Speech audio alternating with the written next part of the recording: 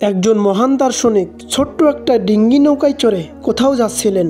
তার মাথায় গিজগিজ করছিল দর্শনের সব চিন্তা ভাবনা। কিন্তু প্রবলেম হচ্ছে সেখানে মাঝি ছাড়া কথা বলার জন্য অন্য কোনো লোক নেই। তাই সেই দার্শনিক অবশেষে সিদ্ধান্ত নিলেন মাঝির সাথেই তিনি কথা বলবেন। মাঝিকে এবার তিনি জিজ্ঞাসা করলেন, ওহে মাঝি, তুমি কি দর্শন বোঝো? মাঝি প্রশ্ন শুনে অবাক হয়ে গেল, কেননা দর্শনের সাথে তার কোনো পরিচয় নেই, এমনকি এই শব্দটিও সে কোনোদিন শোনেনি। না জনাব, আমি দর্শন কোনোদিন খাই নাই, এটা হয়তোবা কোনো বড়লোকের খাবার হবে। মহান দার্শনিক তো রেগে গেলেন, বললেন, ধর্মিয়া, দর্শন কোনো খাওয়ার জিনিস না যে এটাকে খেয়ে ফেলবে, বরং এটা হচ্ছে পড়াশোনার বিষয়, চিন্তা ভাবনার বিষয়। উত্তর শুনে মাঝি তো নির্বাক। আবার কিছুক্ষণ পর দার্শনিক মাঝিকে প্রশ্ন করলেন, ওহে মাঝি, তুমি কি ইতিহাস বোঝো?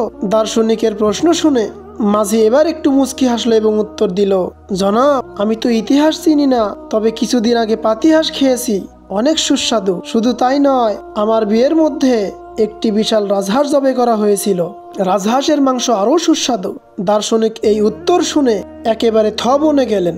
ভয়ঙ্কর সুরে তাকে ধমক দিলেন, ধর্মিয়া, থামো, ইতিহাস আর পাতিহাঁস আর রাজহাঁস এক নাকি?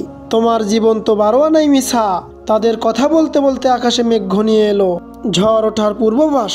মাঝি সেই দার্শনিককে বলল, জনাব, এখন তো ঝড় উঠতে পারে, আর আমাদের যে ছোট্ট নৌকা যে কোনো সময় ডুবে যেতে পারে। এবার তো দার্শনিক কথাটি শুনে ভয় পেয়ে গেলেন এবং বললেন, তাহলে উপায় কি?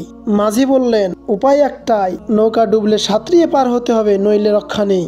এবার মাঝি দার্শনিককে বললেন, জনাব, আপনি কি সাঁতার জানেন? মহান দার্শনিক উত্তর দিলেন, না ভাই, আমি তো কোনোদিন সাঁতার শিখিনি।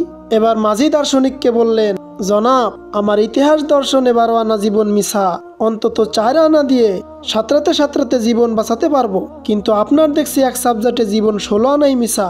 আপনি এখন যদি নদী পার হতে না পারেন, পানিতে ডুবে মারা যান, তাহলে এই বিদ্যা দিয়ে কি করবেন? প্রিয় ভাই সব, জ্ঞান শিক্ষার পাশাপাশি ব্যবহারিক শিক্ষার প্রয়োজনের বিকল্প নেই, কেননা ব্যবহারিক শিক্ষাগুলি আমাদের জীবন বাঁচাতে কাজে লাগে।